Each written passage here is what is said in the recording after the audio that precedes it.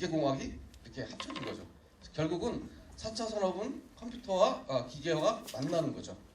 근데 이걸 누구를 위해서 만들었느냐 이런 것들, 이런 시스템들이 그러면은 굉장히 머리가 좋아야 되는데 또 어느 쪽에 재능이 좀 많아야 되느냐, 논리 수학적인 지능이 좀 높아야 된다는 거죠. 근데 내가 이 드론을 만들고 싶다 그러면 손재주가 좀 있어야 되잖아요. 그러면 이제 신체 운동 지능에 손작업 능력이라든가 기술 능력이 좀 있어야 된다는 거죠.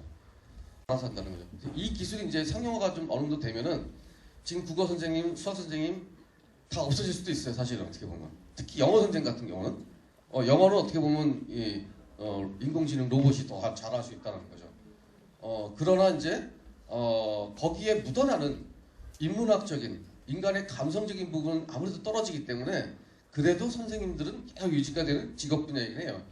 이따도 미래 직업에 대해서 얘기를 하겠지만 그러나 이제 그 선생님의 역할론이 달라질 수 있다는 거죠. 아까 이제 인공지능 이 시스템뿐만 아니라 다른 여러 가지 그 드론이라든가 이런 것들을 유기적으로 이용해서 이제는 학습도 바뀝니다.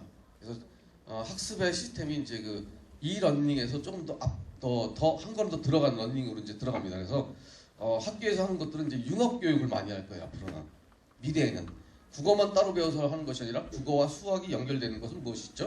뭐 이런 것들을 종합적으로 배울 수 있다는 거죠.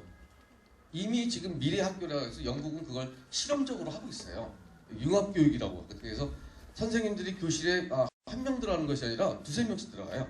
그래서 아이들이 관련된 수업에 대해서 궁금한 것들을 추가적으로 선생님이 지도를 해줘야 되거든요. 그래서 뭐 미술 선생님, 뭐 음악 선생님, 뭐 국어 선생님, 과학 선생님, 뭐 이런 식으로 융합 교육이 이루어집니다. 그 중에서 가장 기본적인 직업을 택할 때 고려해야 될 사항은 의식주예요. 3대 인간의 생활 필수품이기도 하고 사는데 꼭 필요한 부분이거든요. 이와 관련된 직업을 하면 망하진 않아요. 근데 어떻게 운영할 것인지 방법에 대해서는 고민을 좀 해볼 필요가 있다는 거죠.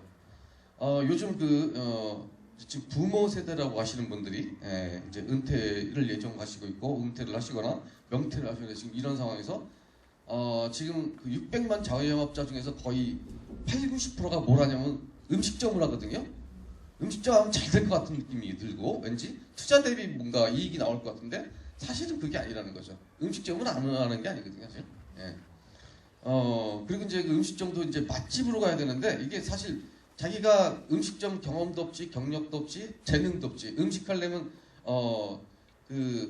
손맛이 필요하잖아요. 그러면 손재주가 좀 있어야 돼요. 사실은 다중지능형에서 보면은 신체운동지능에 손기술 능력이 있어야 되고 이게 시각도 좀 많이 필요하거든요. 그래서 공간지능도 좀 필요해요.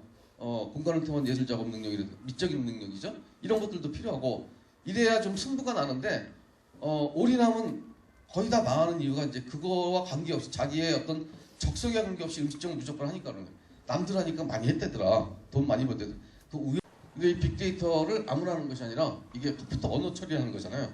그래서 어떤 능력이 좀 있어야 되면 언어지능하고 논리수학지능이 좀 있어야 돼요. 아무나 하는 게 아니에요.